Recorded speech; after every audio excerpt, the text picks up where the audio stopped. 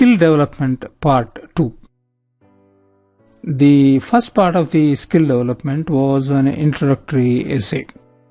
In that, we had an overall understanding of the importance of the skill development in the national development context. We also had a broad understanding of the vision, aims, objectives, and strategies of the government. We continued this essay and skill development part 2 by studying in detail the aims and objectives of the policy as they are spelled in the official draft policy document of the government. Now let us start with the vision statement of the document.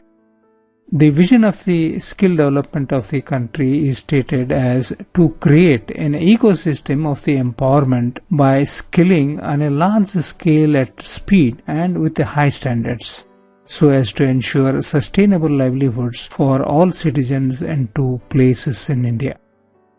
Mission statement is to create a demand for skilling across the country, correct and align the skilling with required competencies, connect the supply of skilled human resources with the sectoral demands, and finally certify and assess in alignment with the global and national standards, and also catalyze an ecosystem wherein opportunity-based and innovative entrepreneurship germinates, sustains, and also grows.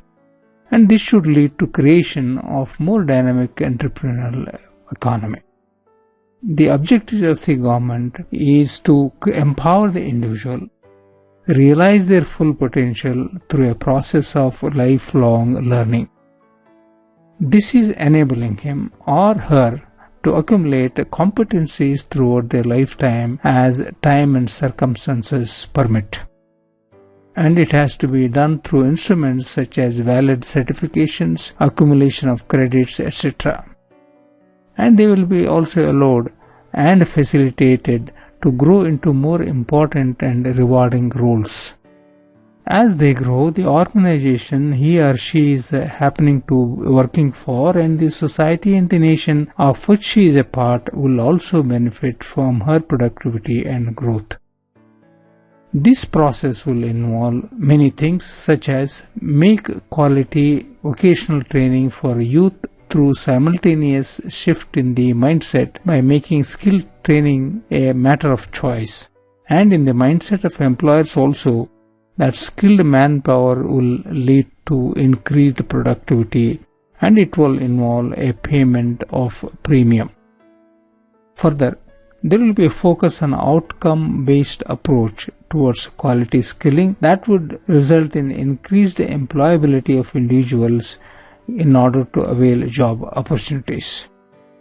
Further, it will increase the capacity and quality of training infrastructure and trainers to ensure equitable and easy access for every citizen.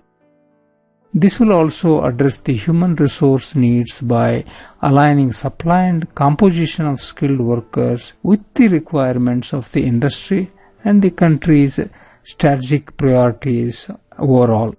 It would include flagship programs of the nation. The next process also will have to establish an IT-based information system for aggregating demand and supply of skills, and this would help align efforts towards bridging the existing and expected skill gaps. The policy also will involve the promotion of national standards in the skilling space through active involvement of the employers in creating curriculum, providing standards, and paying skill premiums to workers. Further, the process also will involve operationalizing a well-defined quality assurance framework which is aligned with global standards, and it will facilitate mobility of labor as well. There will be leverage of modern technology to ensure a scale, access, and outreach. That will be in addition to ease of delivering content and monitoring results. The process will recognize the value of on-the-job training, and it will be making apprenticeships in actual work environments, and it will be an integral part of skill development trainings.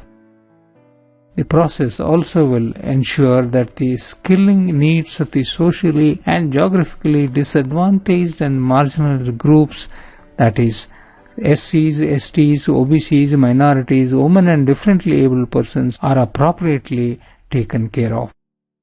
There will be further commitment and ownership of all stakeholders towards skill development, and it would create an effective coordination mechanism. Now, creating an ecosystem for entrepreneurship development and what it would involve. It would involve encouraging both self-employment and entrepreneurship as a viable career option through advocacy.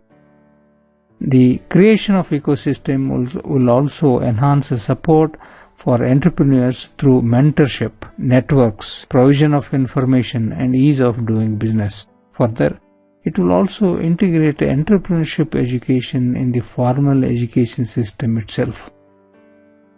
Another important thing it would create is the prompting innovation-driven and social entrepreneurship, and it will address the needs of the population at the bottom of the pyramid.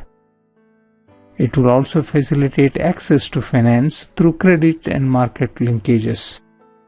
It will broaden the base of the entrepreneurial supply by meeting specific needs of both socially, geographically, and also disadvantaged sections